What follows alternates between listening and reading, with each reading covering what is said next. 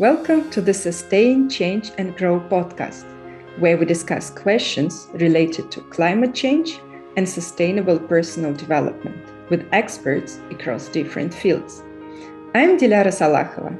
I am currently working at the European Central Bank on sustainable finance topics, and I would like to emphasize that this podcast is not related to my work at the ECB.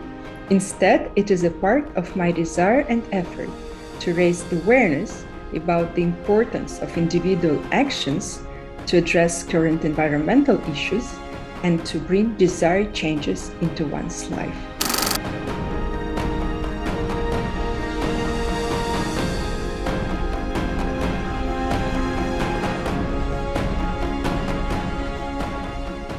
In today's episode, I'm happy to welcome Caroline Nijland.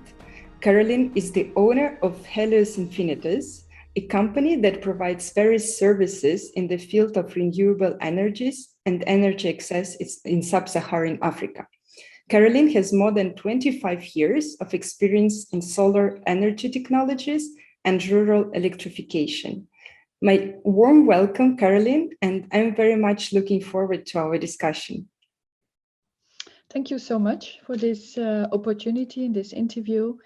And indeed, my business Helios Infinitas is a consultancy bureau that I created 4 years ago with the aim to undertake some consultancy work, project management, lobby work, and raise funds, international and national funds, to undertake rural electrification in the whole Sub-Saharan Africa. Thank you for this opportunity. Yeah, welcome. And I would like to start with the recently published report by Intergovernmental Panel on Climate Change, because in the view of this report, the renewable energy is really, the discussion on this renewable energy is extremely timely. So, and this report suggests that if we want to limit global warming to 1.5 degrees Celsius, it is essentially now or never. So global carbon emissions should peak in 2055, the latest, and then fall by almost 50% by 2030. To reach this objective, the report proposes different measures. But one of the main measures is really to reduce substantially, and I would even say drastically, the use of fossil fuels. So how optimistic are you about achieving these objectives? Yeah, that's a good question. I've not yet read that report, but in general, I think we are still in a very slow pace of reaching this objective. At this moment, I don't know how we will reach it, because there are no concrete actions, no concrete plans of actions how to reduce them. At least, well, there are plans, but the way the investment is not always following, and the urgency is still missing. And I think that's what we hear all around the world, across the world, is the urgency for it. And I still miss this sense of urgency from the governments and from big institutions and from the private sector, I must say. And even on micro level, you know, when I see around me in my own small network, I don't see still urgency from people to undertake to change their habits, because it also starts with our own habits. And just to say, in Sub-Saharan Africa, I've been in Senegal the past I think 6 months, and I've been there 3 times. Once I was also in the north of Senegal, in the very far remote areas of North Senegal towards Mauritania. And I've seen really climate change affecting the rural areas and the rural communities. Seasons are changing, harvests are coming later or are not coming at all. I've seen people going in further poverty and suffering from the climate change impacts. And I think that was really the first time that I saw that, and that, well, not I saw it, but at least that I recognized that, yeah, climate change is happening in the surroundings of the communities where I am traveling and where we are providing energy access. And so, yeah, the urgency is really there, and I would like really the international community and all partners to move forward and to really take action, and in an urgent way, because if not, I'm sure we will not reach these objectives. Yeah, well, this is true. I totally agree that the emergency and urgency is really missing. So essentially, the same report says that current claims and pledges will bring us to about certainly above 2 degrees of Celsius and more like 3 degrees of Celsius temperature increase. So we really have to act. And then I actually, so when I'm thinking about the US and Europe and other developed countries, these are those which are responsible for most of the emissions, not Africa. So Africa is rather the continent which will be among the most affected by the climate change. And you already say that you have started seeing climate change affecting people's life and bringing even more poverty. So, but so what motivates you to work in Africa? So it's certainly not to reduce emissions, but something else. So how the renewable energy can help maybe fight the climate change in Africa? Yeah, well, I think it's I lived when I was a child for 16 years. We lived in Cameroon in Central Africa. At the same time, I was my father was working also, was one of the first pioneers in solar energy.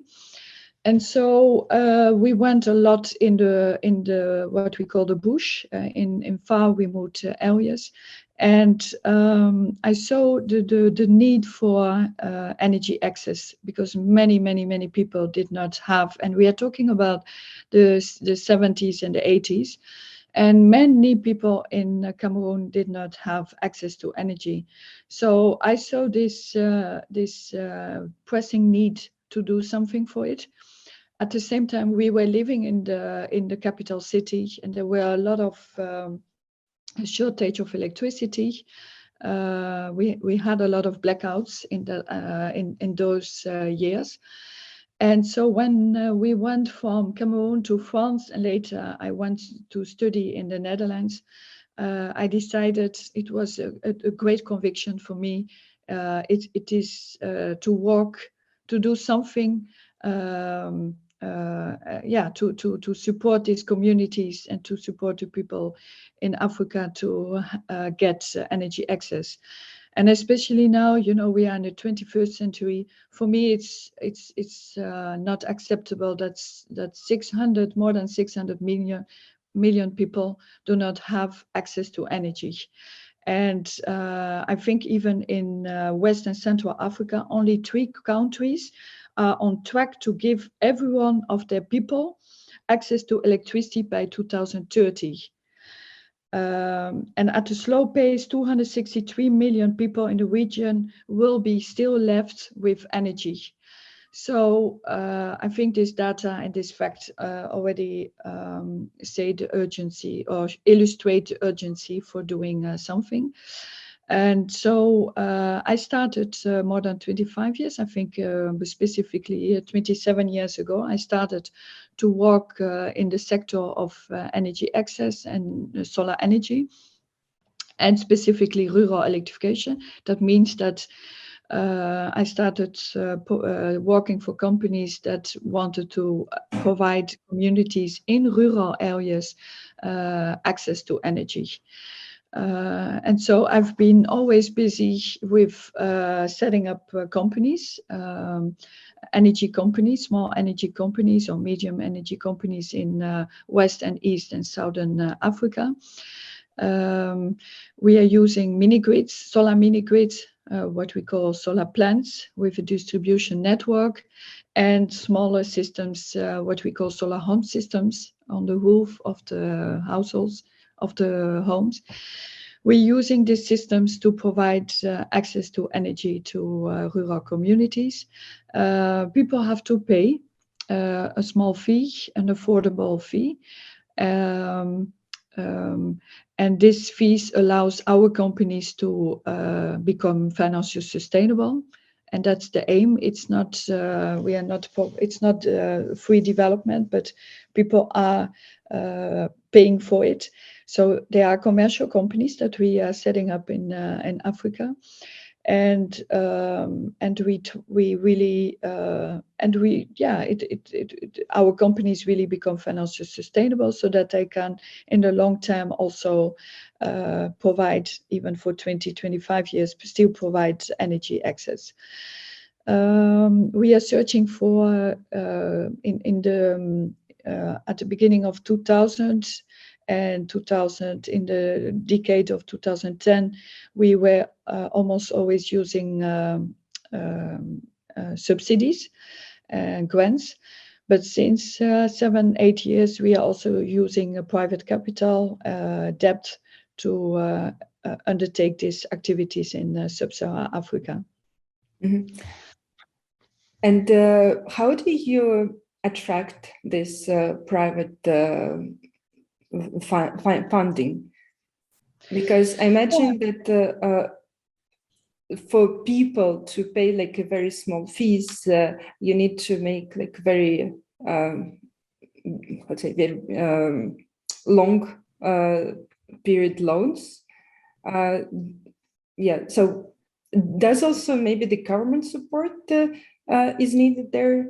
Like, can you describe a little bit more the funding part? Because I think it's really crucial to make this development forward. Private capital and debt can be attracted more easily, I must say, since 4, 5, 6 years. That was not the case before.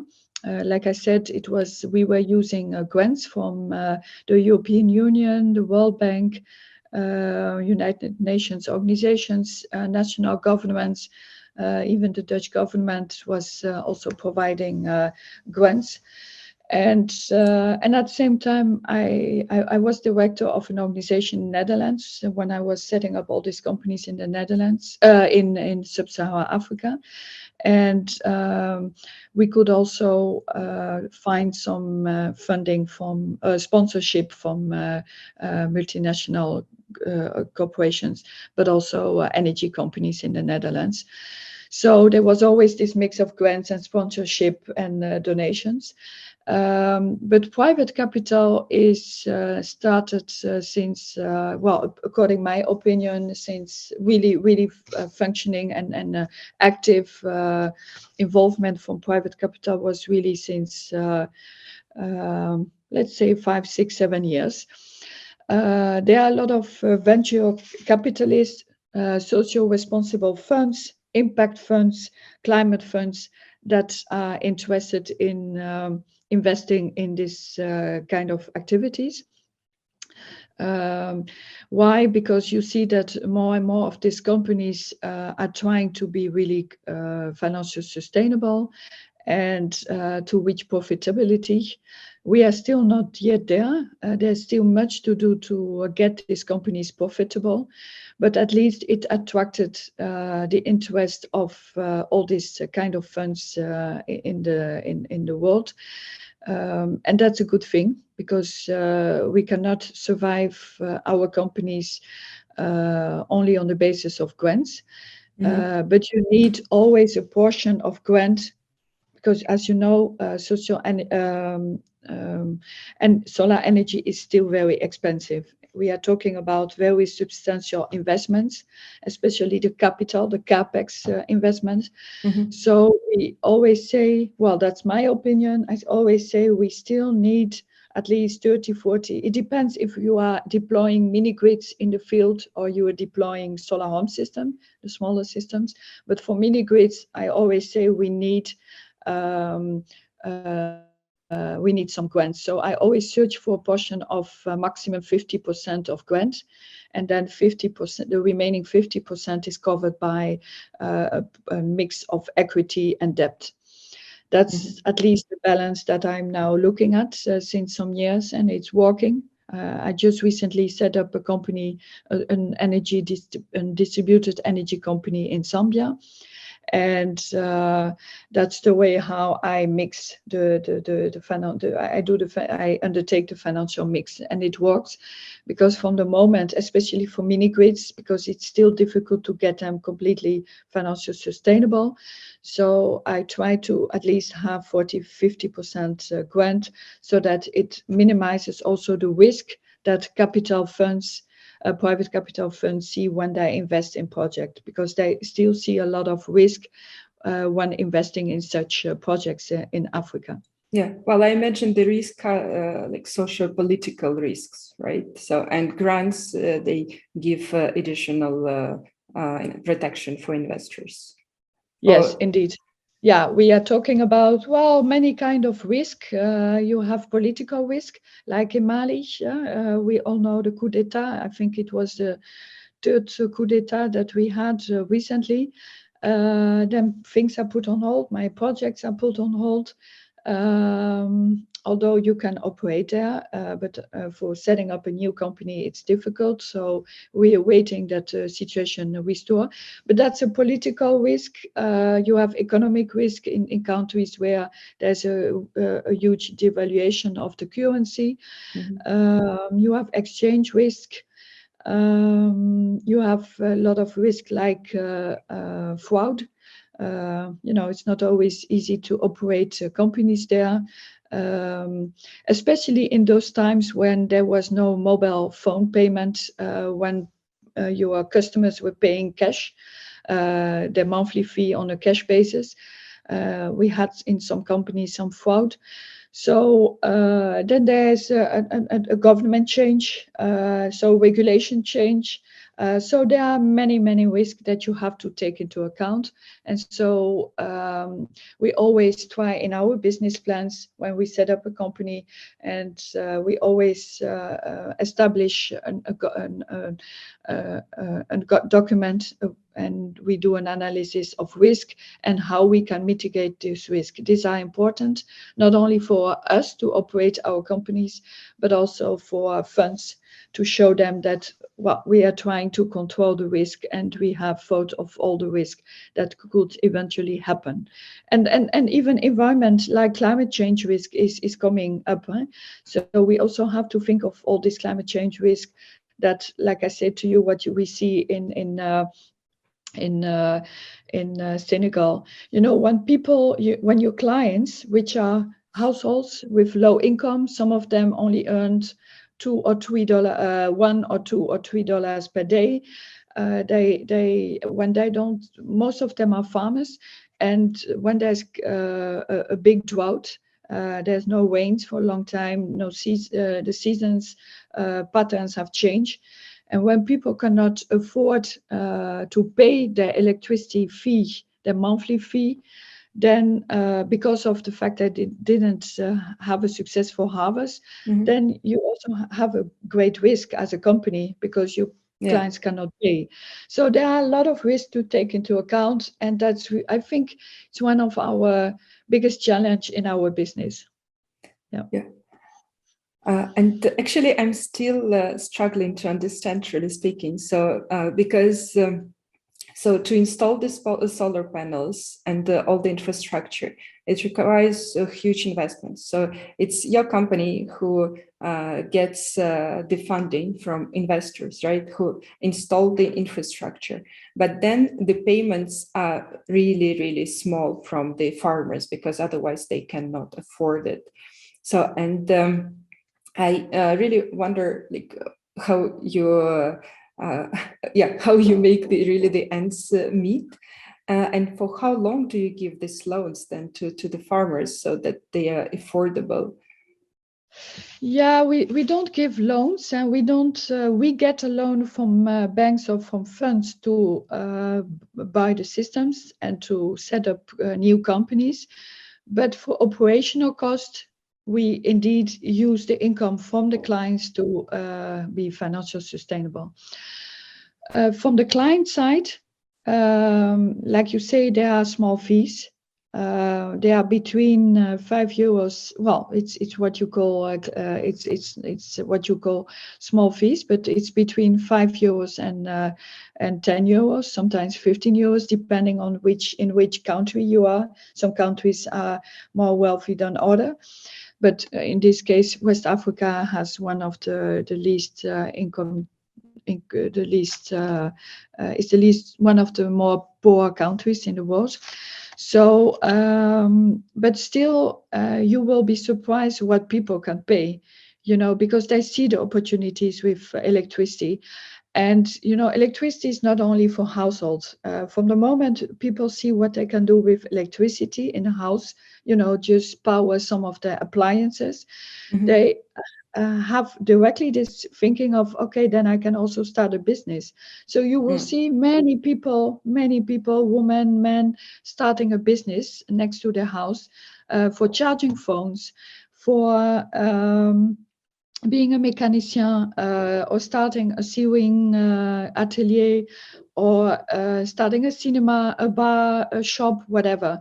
So it gives them extra income. So it's not that people.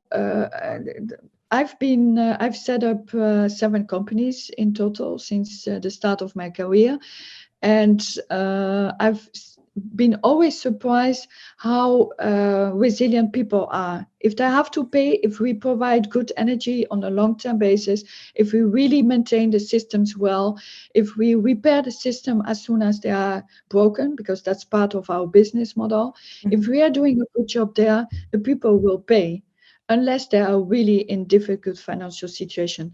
But most of them, they start a company, and that allow them to have extra income. So that's important. Some of them, some of our clients, they just get from themselves, they go to a rural bank or microfinance institution, although they have very high interest rates. But sometimes they also have their own internal financing structure within their own communities, like the tontine. And the tontine is a way to provide a credit loan to their peers and to their own people in the villages, and that allows them also to pay the fees. So they are really creative in getting the money. So we don't even we don't even provide that opportunity. Of course, if the clients come to us and they say we don't have the money, then we try to set up that relation between the banks, the rural banks or microcredit finance institutions and the clients. That's what we do, but we don't ensure or organize that aspect. And so most of the clients, they can afford it. And it's amazing what people, when I have done a lot of studies in the villages, interviewing a lot of people, what they earn and what they pay for education, what they pay for their health, for food, for energy, well, all this kind of expenditures. And it's amazing to see what people spend and can spend. And as long as they really are connected to modern electric services, then when the consumers and the clients are happy, then they are eager to pay. So what you're saying is really you just need to give this opportunity, and then people find all the energy, creativity, and the ideas how to make money with it and how to pay back. So they really see this opportunity, and they take it. Yeah. So Do you see, so actually you somehow already mentioned it, so, but maybe you can have some concrete examples of how this really changes people's lives. Because I imagine like with the electricity and with the all electronic devices, they can charge the kids, they can learn from MOOC, like from mass open courses platforms. And I think it's like it's a huge opportunity. It's almost like a game changer. So maybe you have some concrete examples.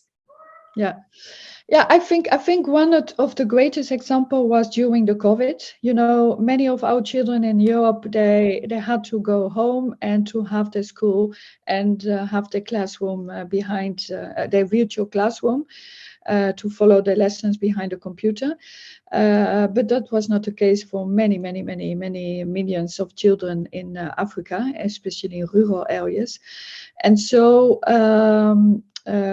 we added, some of our companies added, a recent company added this opportunity. So we bought a lot of these laptops, and we provided the electricity in many of these villages, whereby all these children could follow their classroom or their lessons behind the computers. And I think this is one of the greatest impact. But I think the greatest impact is also, like I said, the greatest impact for me, and I saw it everywhere.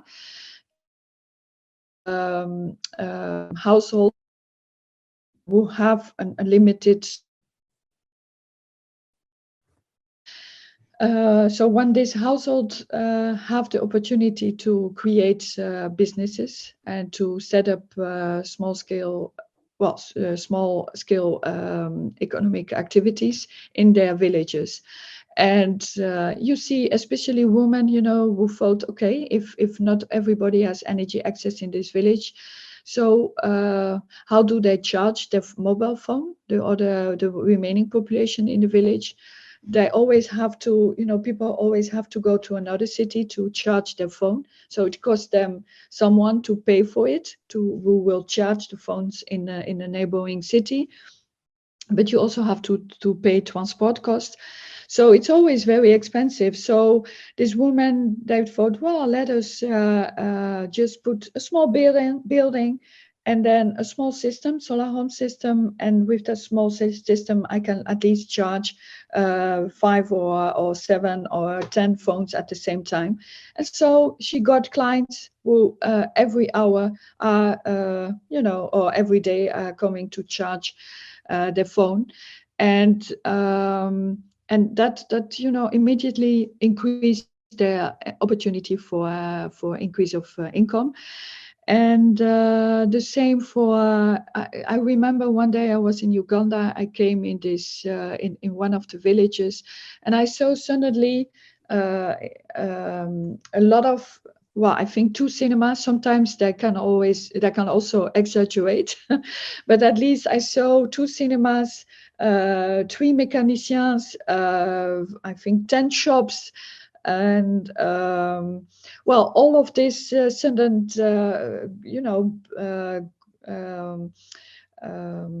successful increase of economic activities in a village.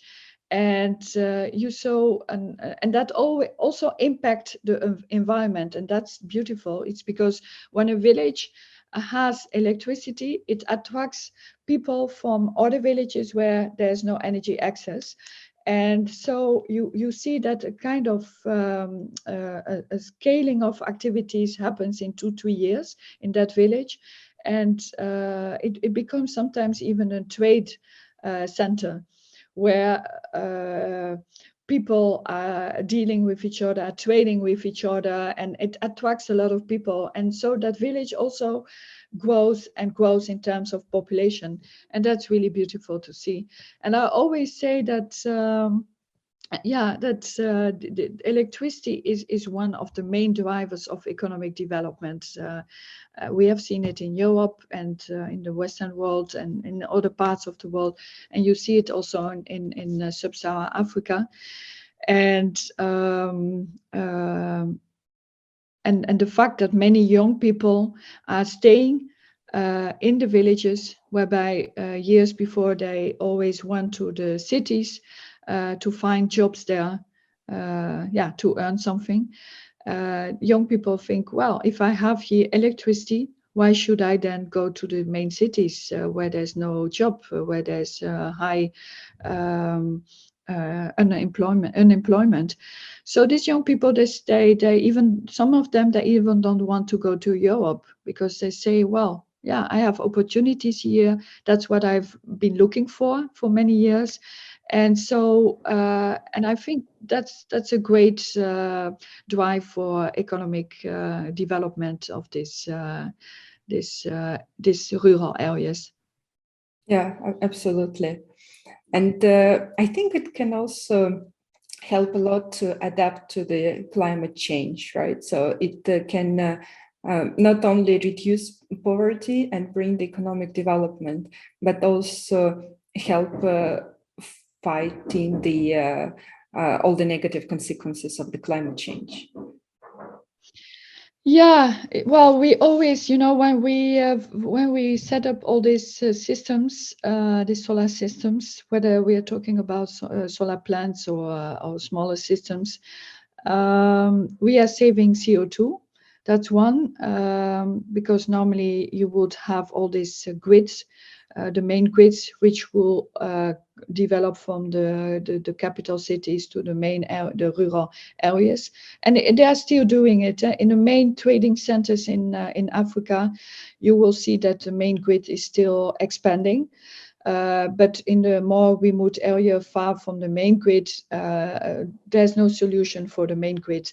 So you will see that the only opportunities is solar energy, or sometimes wind energy, or a mix of them. But in most of the cases, solar energy is the main solution. So yeah, we are, in our case, we are fighting for CO2 reduction, of course. And of course, we still have, I'm also transparent and realistic. We still have to think about what do we do with all this, the recycling of these batteries, because we are storing energy in the batteries. Mm-hmm. So we are thinking of what should we do with at the end of the lifetime of all these systems? What do we do with all these solar panels, with these batteries?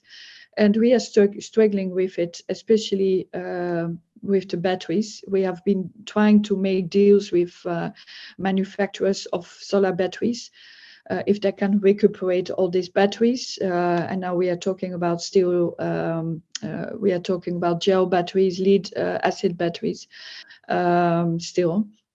And so we have trying to make some deals with manufacturers if they want to recuperate them and recycle them, but then you still have to export them to Europe. So it's not an easy process. We still didn't find a good solution for it. So that's still something we are analyzing and trying to find the best solution. Of course, the best solution is to have recycling factories in Africa. Mm-hmm. There are 1 or 2 or 3 of them, if I don't make a mistake, but still there's still much to undertake. Because that's also environment, the only thing what we do is when a battery is not functioning anymore, is we store them in our premises, so that people do not take them and then broke them in many pieces and then try to sell parts of it, and then you see that the lead acid is pouring into the soil. That's not what we want. That's happening a lot, but that's really what we are trying to avoid. So we are and the good thing is that national governments in Africa, before we set up a company, we have to undertake an environmental study. And we have to illustrate how we are going to fight against environment pollution and environment issues, and that's a good thing. And they really monitor us, how we are doing every year, how with the company we are we are undertaking this environmental activities in the field.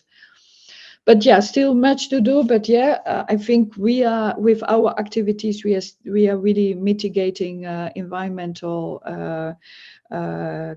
climate actions, and we are, but still much to do, and that's part of our policies and regulations. Yeah, so still a challenging task. Yes. But what I was thinking is actually the energy can also provide some cooling in the houses, and also help with the irrigation. And these are the essentially the adaptation measures, because when the temperature rises, it will be even hotter in Africa, and in some places it may bring almost unlivable conditions. So, but the energy helps to mitigate in a way some of these consequences. Yes, indeed, especially fans. People need fans in their houses because the temperatures. I've been in some of this situation where we had 45 degrees, 48 degrees, and I had really difficulties to support it, let alone these people who are there daily. I'm in a luxury situation where I am just there for some days or some weeks, but these people are living there. It's their daily situation where they live in. And yes, so the fans are needed, other type of cooling systems are needed, fridges are needed, cold rooms are needed. I was only there some days or some weeks, but for let alone for people who are living in this condition, it's really harsh. So cooling systems are really, really needed, not only in house, fans and small maybe air conditioning systems, but at least fans are needed. But when talking about farmers, farmers who have the harvest and who have to sell them directly after harvesting their vegetables, for example, they have to sell it directly. If not, they lose their harvest. And so when they sell them directly, they don't get a good price. But when they have fridges at their disposal or cold rooms, they can store the harvest in the cold rooms and the fridges, and then sell at any moment. They get better price. They can sell the harvest.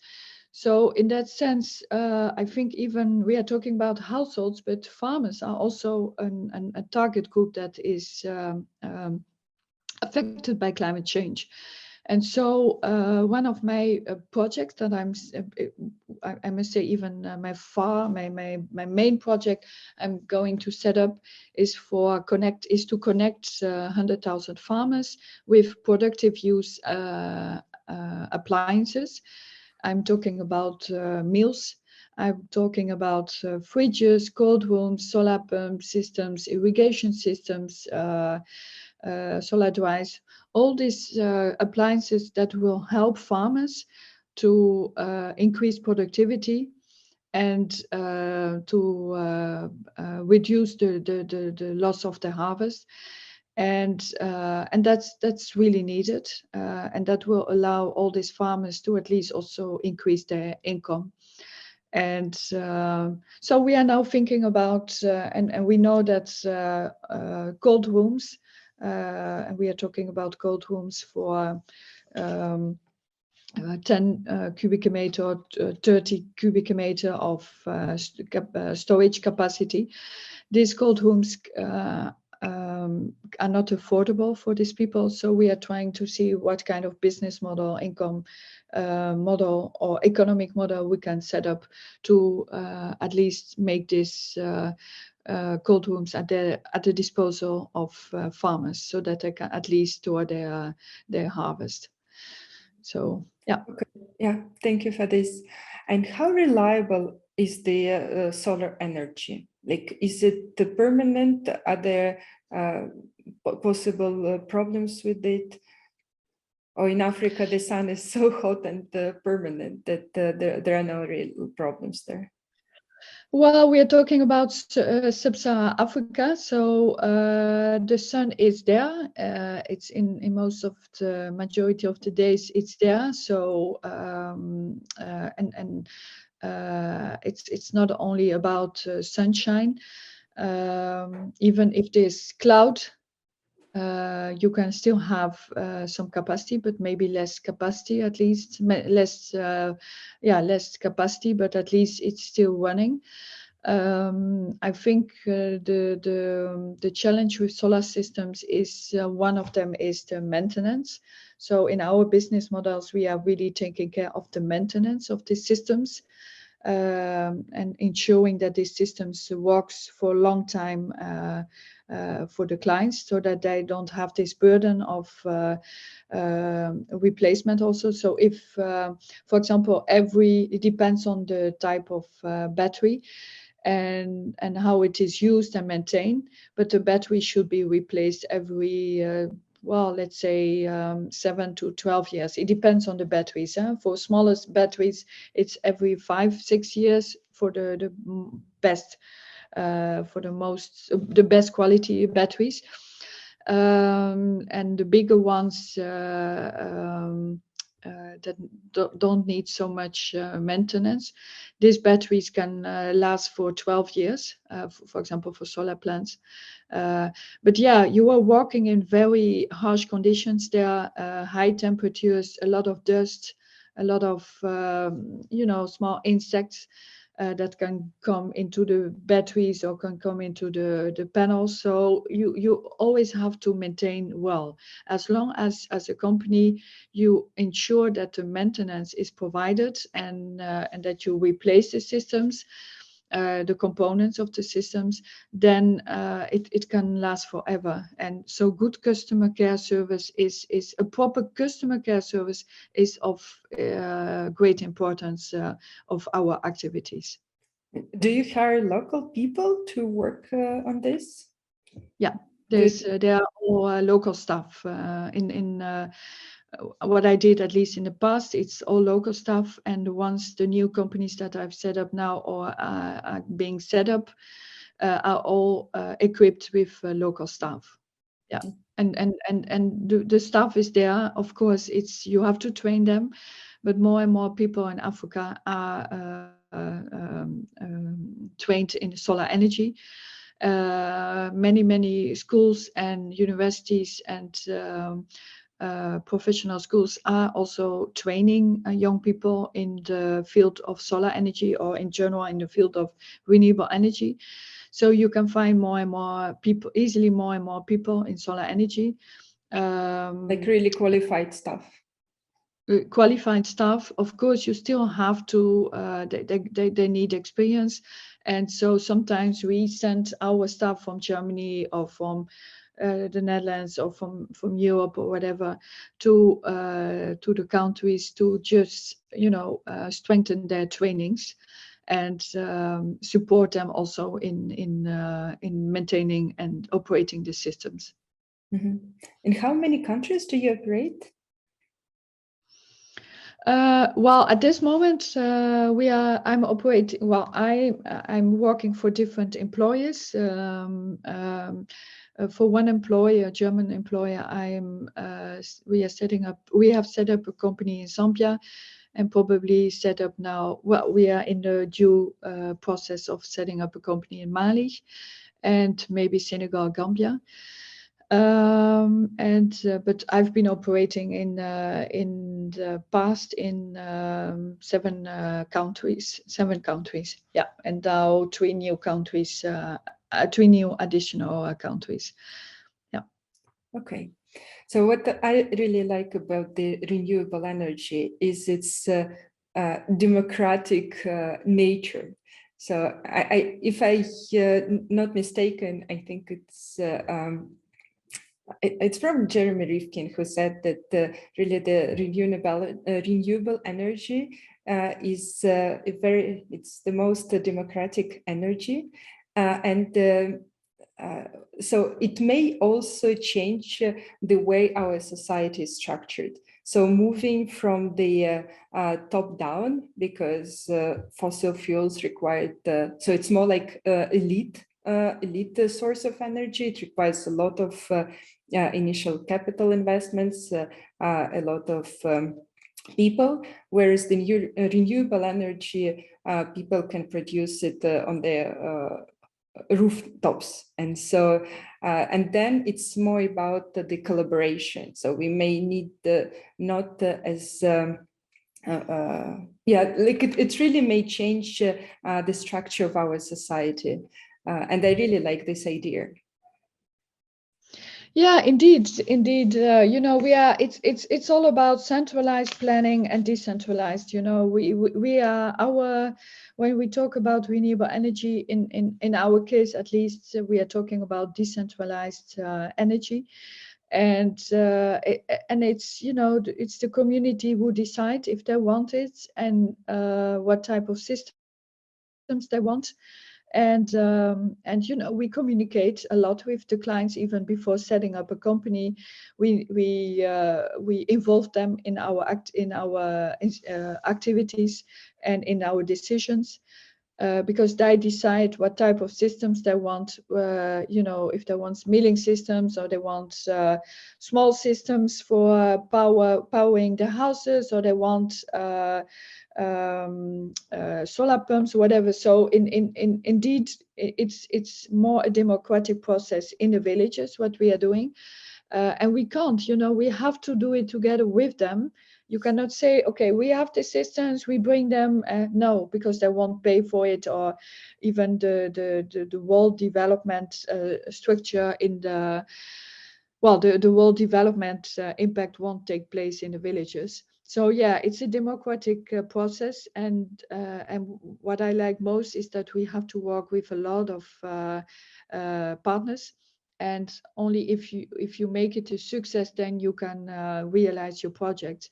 So somewhere we are obliged to work together with many partners to make it happen. And so it's not a sole process; it's a process with many stakeholders, and every stakeholder brings in its own strength. You know, we are working, for example, with a lot of NGOs. For example, in Zambia, I'm now setting up we are setting up a lot of activities to strengthen gender, to involve more women in the energy activities. And so we train them to become a technician. We train them to become a commercial agent, or even to use to understand what is a solar system, how does it work. We provide them access to finance. So we do that only, we cannot do that because we don't know these communities. We don't always understand the structure and the culture and how it works in these villages. So you are obliged to work with NGOs who are at the roots of these communities, working in the basement of these communities. So yes, we work with a lot of NGOs. We work with the local authorities, the national authorities, governments, funders. You know, everyone is involved in this kind of in this kind of project. For example, if as a company you cannot pay back your loan for some time, you have to go back to your fund and say, well, we have these issues. Can we have an extension in the payment of our loan? You know, and as soon as you involve this people and these stakeholders, you know, there's a better comprehension about the issues you are involved in. Everybody knows that it's not easy to set up this kind of activities in the rural areas in Africa. So as long as you can increase the comprehension of this type of projects, the more the stakeholders are inclined to think with you and to make it easier for you to succeed. And now, so we don't have much time left. So let me get back to you.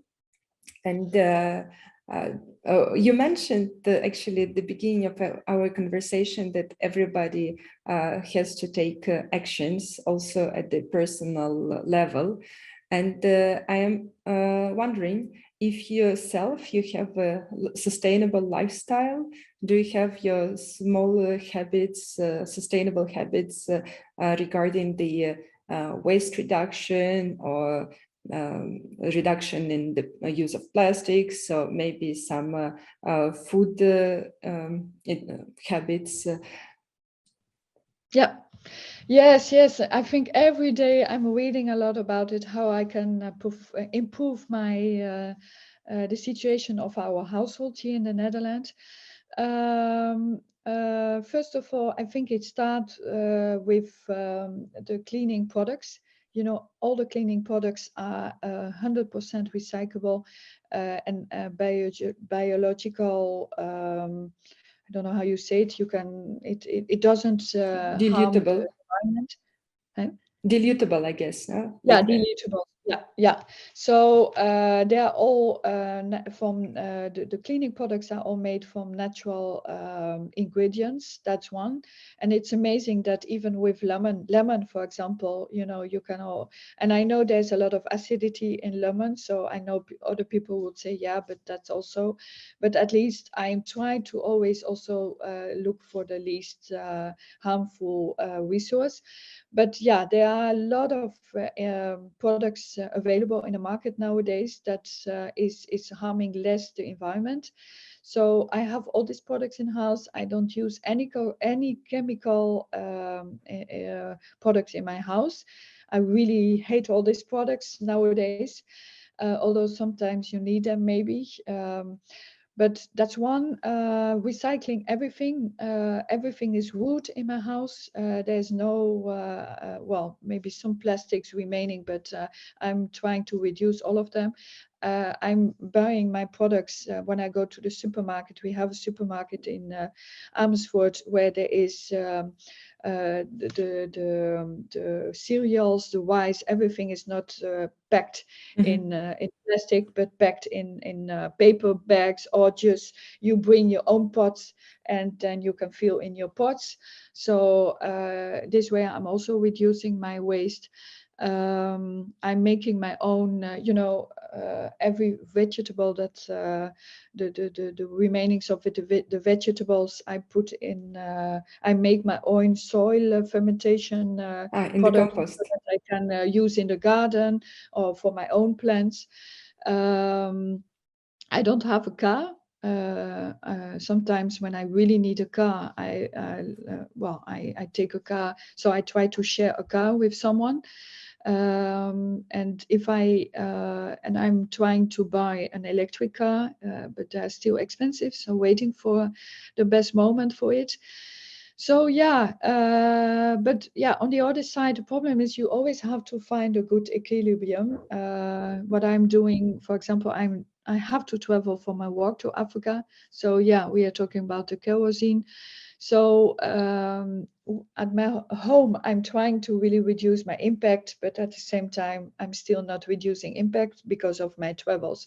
So it's difficult, but I say if every one of us try at least, to reduce their impact, whether it is in house or outside, it will help. It's changing our habits. We are changing our habits.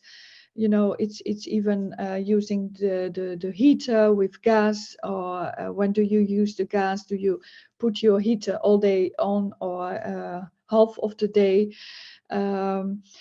So and for example, what I'm now organizing every 2-3 months is and gathering with my friends, and so I don't buy new clothes.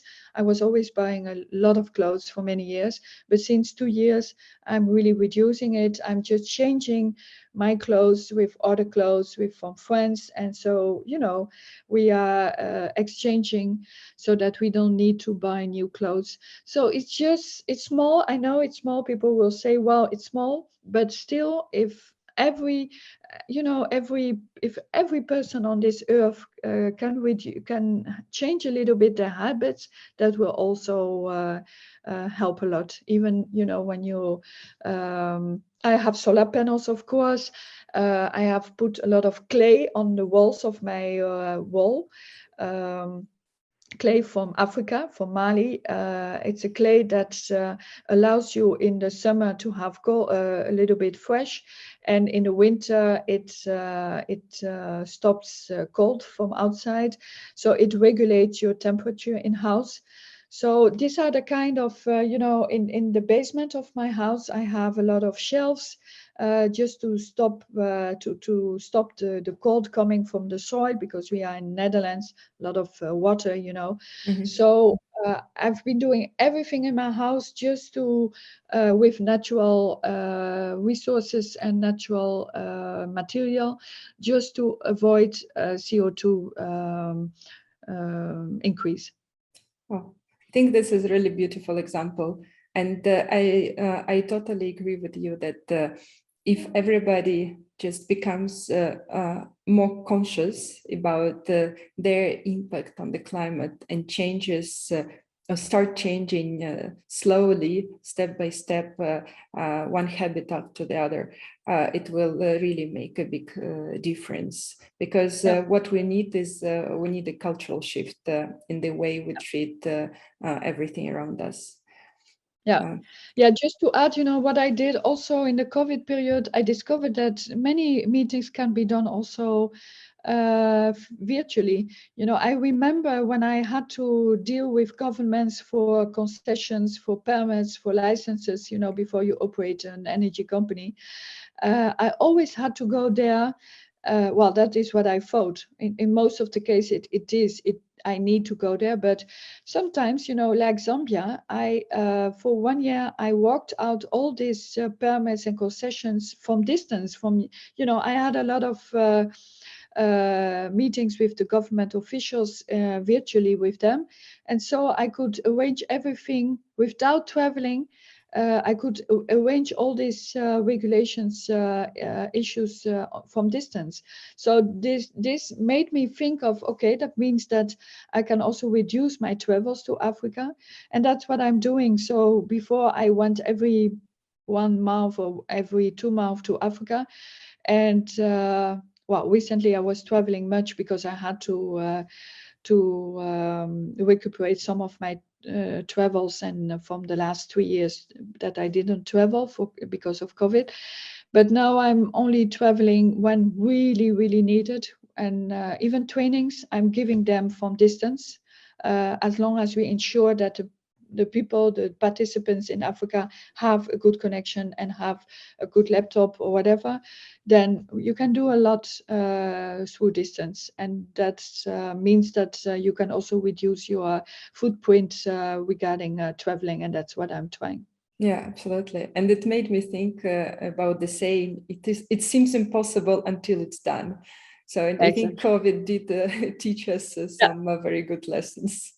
Indeed. Yeah. It was really, I think, a good mind shift for everybody. The last question that I ask all my guests is, what are your 2 most inspiring books? Well, that's a very difficult question because I read a lot and I have many, many books. But the ones that I recently read was the biography of Mandela. Very inspiring, and I reread it and reread it. And he has a lot of quotes that I like. At the same moment, the one that I'm reading now is The Power of Geography from Tim Marshall. Very interesting book because I try to understand, for example, what is happening, what are the geopolitics in the Sahel, in Sub-Saharan Africa, what is happening, why there is so many complex issues there. And I was always reading magazines about what's happening there, but I didn't really connect all this Dots. events with each other, these dots. And so this book is marvelous because it explains the geography of all this, not only of the Sahel, it's about Greece, it's about Iran, it's about many countries. And it explains why there are so many difficult issues and why they are interrelated to each other, and why and how the geography, the geography plays an important role also in geopolitics. and it's amazing. You know, I've been reading it since 1 week, and I can't stop reading it. It opens my eyes and my understanding of geopolitics in the world. Thank you very much. So I will add it to my reading list. Let me ask you, so if you have any other final remarks that you'd like to add and we didn't cover. Yeah, well, I think we covered everything. I just want to say that what drives me in this to do this kind of activities relate to energy access in Sub-Saharan Africa is the great social and economic inequality that you can see in this part of the world. And you know, I always had the drive to change the world and to create a more equal environment for all, and to reduce poverty and enhance the life of people. And that drives me every day. And that's why even despite all the challenges we are faced with in our sector, it drives me every day, you know, to come out of my bed and to walk long days to make our company succeed and the business succeed. And so, yeah, I decided to dedicate my life to it. And another one is that I'm striving now to train also young people around me. A lot of young people are doing their internships within my organization. And yeah, I would like to pass on my knowledge and experience to a young generation, so that I can, because there's still much to do, and the challenge, the work is still there for many years. And so I hope that the young generation will also take it over, and yeah, will be enthusiastic to undertake these activities. So yeah, I just would like to call on, I don't know who's your listeners, but I hope that your audience, there are a lot of young people also who wants to be involved in this, and they are invited to call me and to see if there's internship opportunities within my organizations.